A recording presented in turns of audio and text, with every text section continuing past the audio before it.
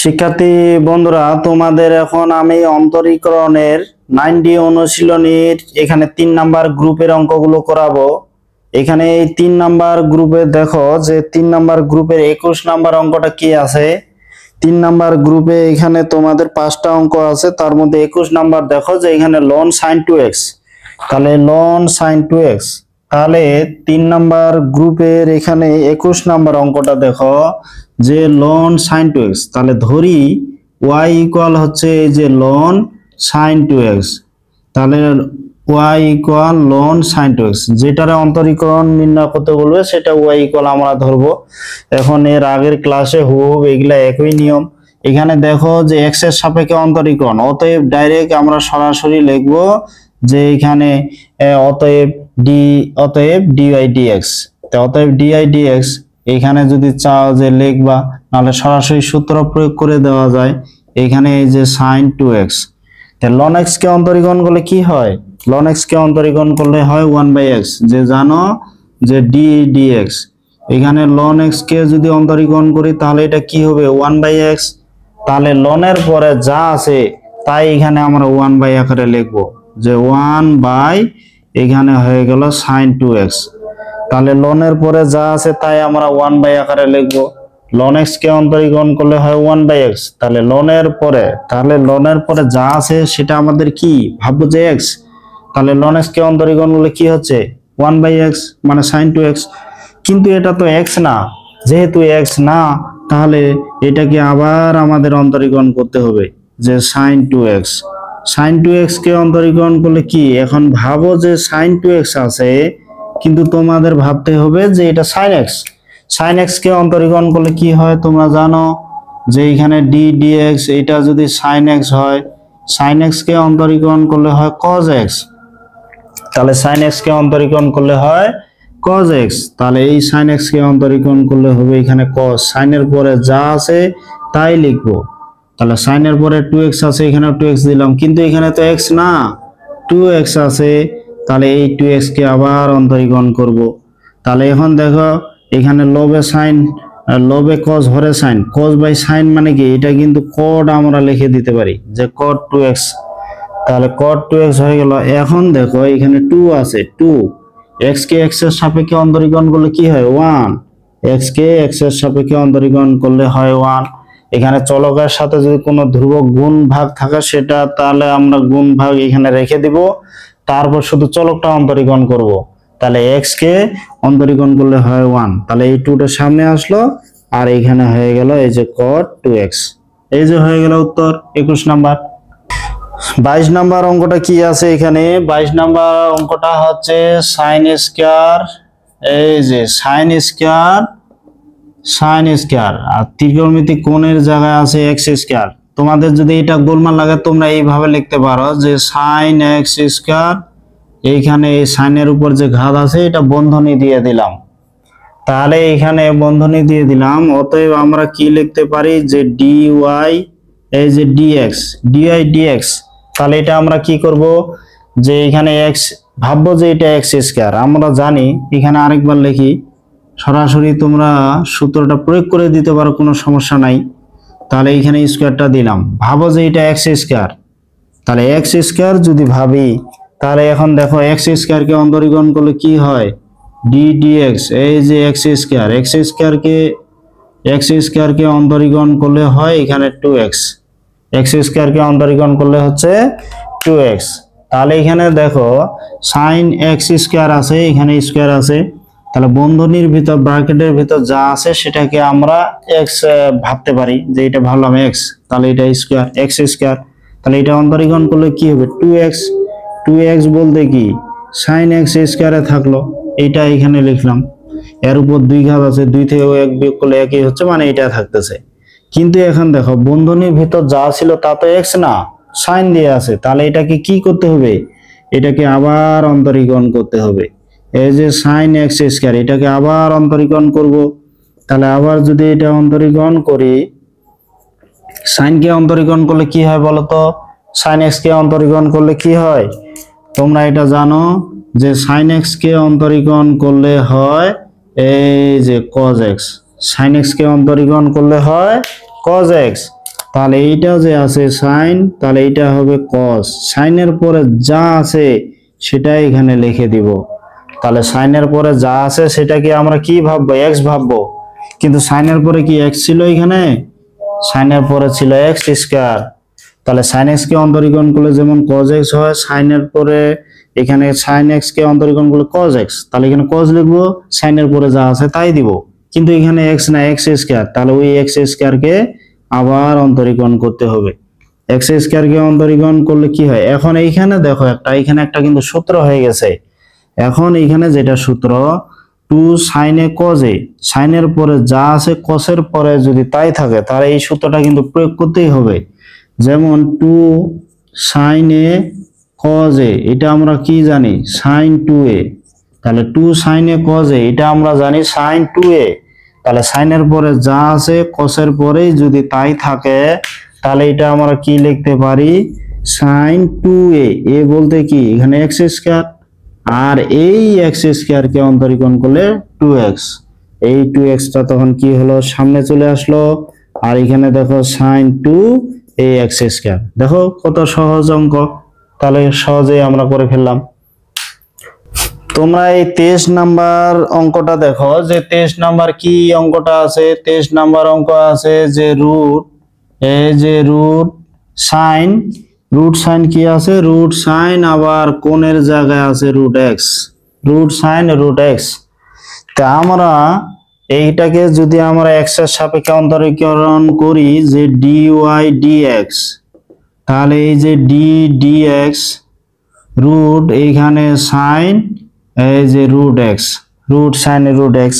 এখন root x কে অন্তরীকরণ করলে কি হয়, রুট এক্স কে অন্তরীকরণ করলে কি হয় বলো, রুট এক্স কে অন্তরীকরণ করলে হয় 1/2 রুট এক্স। তা রুটের ভিতরে কি আছে ওইটা হিসাব পরে, রুটের ভিতরে যা আছে এটাকে আমরা ভাববো এক্স। তাহলে রুটের ভিতর যা আছে ওইটাকে যদি এক্স ভাবি, তাহলে এটাকে অন্তরীকরণ করলে হয় 1/2 রুট এক্স। রুটের ভিতর যা আছে আমরা তাই লিখে দিব। কিন্তু এখন দেখো রুটের ভিতরে যা আছে তা কি এক্স আছে, সাইন দিয়ে আছে, তাহলে এটাকে আবার অন্তরীকরণ করতে হবে যে sine root X. Sine X কে অন্তরীকরণ করলে কি হয় বলো, সাইন এক্স কে অন্তরীকরণ করলে হয় cos x। তাহলে এখানে দেখো যে সাইন এটা রুট এক্স, সাইন এক্স কে অন্তরীকরণ করলে কি হয় cos x, cos, সাইনের পরে যা আছে cos এর পরে আমি তাই দিলাম। তাহলে সাইন এক্স কে অন্তরীকরণ করলে হয় আমরা জানি cos x, সাইনের পরে যা আছে cos এর পরে আমরা তাই দিব। কিন্তু দেখো সাইনের পরে কি x আছে, রুট এক্স, তাহলে এই রুট এক্স কে আমরা আরেকবার অন্তরীকরণ করব। তাহলে এখানে দেখো যে cos রুট এক্স এখানে লবে চলে আসলো, হরে 2 রুট, এখানে সাইন, এই যে রুট এক্স হলো। এখন এই রুট এক্স কে অন্তরীকরণ করলে কি হয়, রুট এক্স কে অন্তরীকরণ করলে হয় 1/2 রুট এক্স।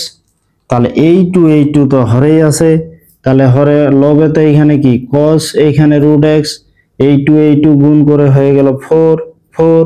এখন দেখো এটাও রুটের ভিতর, এটাও রুটের ভিতর, একটা রুট লিখে আমরা একসাথে গুণ আকারে এইভাবে দিতে পারি, আলাদা রাখলেও সমস্যা নাই, একসাথে লিখলেও তোমরা দিতে পারো। দেখো কত সহজেই অঙ্কগুলো করা যাচ্ছে। তাহলে রুটের ভিতর যা আছে সেটাকে প্রথমত আমরা কি করব, রুটের ভিতর যা আছে সেটাকে আমরা রুট এক্স কল্পনা করব। রুট এক্স কে অন্তরীকরণ করলে হয় 1/2 রুট এক্স, রুটের ভিতর যা আছে তাই লিখে দিব। কিন্তু এক্স বাদে যদি অন্য কিছু থাকে, এক্স তো থাকবে না, অন্য কিছুই বেশি থাকবে, তাহলে রুটের ভিতরে যা আছে সেটাকে আবার অন্তরীকরণ করব। তাহলে এখানে দেখো সাইন এক্স, সাইনের পরে কি আছে আমাদের আগের মতোই ভাবতে হবে যে এটা সাইন এক্স, সাইন এক্স কে অন্তরীকরণ করলে হচ্ছে cos x। তাহলে সাইনের পরে যা আছে cos এর পরে আমরা তাই দিব। কিন্তু দেখো সাইনের পরে কিন্তু x না, এখানে রুট এক্স, তাহলে এই রুট এক্স কে আবার অন্তরীকরণ করতে হবে।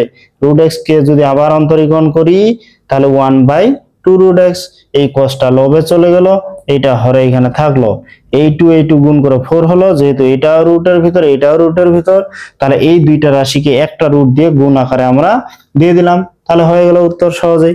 তাহলে এরপরে অঙ্কটা তোমরা এবার দেখো।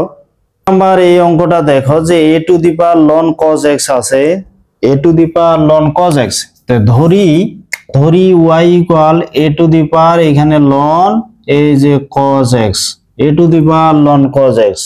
তাহলে এটা যদি আমরা এক্স এর সাপেক্ষে অন্তরীকরণ করি, তো এক্স এর সাপেক্ষে অন্তরীকরণ করলে এখানে ডি ডিএক্স, এই যে এ টু দি পাওয়ার এখানে লন, এই যে cos x, A to the power loan cos x. এখন তোমরা এই সূত্রটাকে বলো তো, অনেকবার এই অঙ্ক সূত্র প্রয়োগ করছি যে A to the power x, বলো কি হবে A to the power X? A to the power X কে অন্তরীকরণ করলে হবে A to the power X ln A. আমরা যদি এ টু দি পাওয়ার এক্স কে অন্তরীকরণ করি এই সূত্রটা জানি, A to the power X ln A. এখন এই অঙ্ক দেখো এর উপরে কি ঘাত আকারে আছে, এটা কি ভাববো? এর উপরে কি ঘাত আকারে আছে ভাববো যে A to the power X. A to the power X কে অন্তরীকরণ করলে কি হয়? A to the power X কে অন্তরীকরণ করলে হয় A to the power x, মানে এর উপর ঘাত আকারে যা আছে তাই থাকবে, তারপর দিব আমরা একটা লন এ। তাহলে এ টু দি পাওয়ার এক্স কে অন্তরীকরণ করলে হয় A to the power X ln A. তাহলে এর উপরে যা ঘাত আকার আছে সেটাকে আমরা এক্স কল্পনা করব, তাহলে এটা কি হচ্ছে এ টু দি পাওয়ার এক্স যা আছে তাই, তারপর দিলাম লন এ। এখন এর উপরে যা ঘাত আকারে আছে তা কি এক্স আছে? এটা আছে লন কজ এক্স।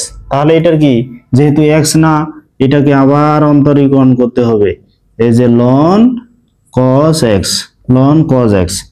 এখন এই যে A to the power loan এখানে কজ এক্স, এখন লন এ, এখন লন এক্স কে অন্তরীকরণ করলে কি হয় তোমরা জানো? লন এক্স কে অন্তরীকরণ করলে কি হয়? এই লন এক্স কে অন্তরীকরণ করলে হয় 1/x। তাহলে লন এক্স কে অন্তরীকরণ করলে হচ্ছে 1/x। তাহলে লনের পরে যা আছে যেমন cos x আছে, এটাকে আমরা x কল্পনা করব। তাহলে লনের পরে কি আছে? cos x। এটাকে যদি আমরা x ভাবি, ln x কে অন্তরীকরণ করলে যেহেতু 1/x হয়, তাহলে লনের পরে যা আছে তা 1 আকারে আমরা এখানে দিব, কিন্তু এটা তো x না, cos x। তাহলে এই cos x কে আবার অন্তরীকরণ করতে হবে, cos x কে আবার অন্তরীকরণ করতে হবে। তাহলে cos x কে যদি আবার অন্তরীকরণ করি কি হয় বলো তো? cos x কে অন্তরীকরণ করলে কি হবে? তোমাদের সূত্রগুলো ভালোভাবে মনে রাখতে হবে। অঙ্ক এগুলো বড় বিষয় না, সূত্র মনে থাকলে অঙ্ক কিছুই না। এই যে cos x কে অন্তরীকরণ করলে হয় আবার মাইনাস sin x। আমরা জানি cos x কে অন্তরীকরণ করলে হয় মাইনাস sin x। এই মাইনাসটা এখন কি হলো? সামনে চলে আসবে, সামনে চলে আসলো। এখন সাইনটা উপরে লবে, cosটা হরে, তাহলে sin বাই cos মানে কি হয়ে যাচ্ছে? tan x। তাহলে এখানে এই যে ln a এটা লিখলাম, sin x by cos x এটা হয়ে যাবে tan x, এই যে tan x দিলাম, আর এইটা a to the power ln এই যে cos x এইখানে দিলাম, হয়ে গেল উত্তর a to the power ln cos x।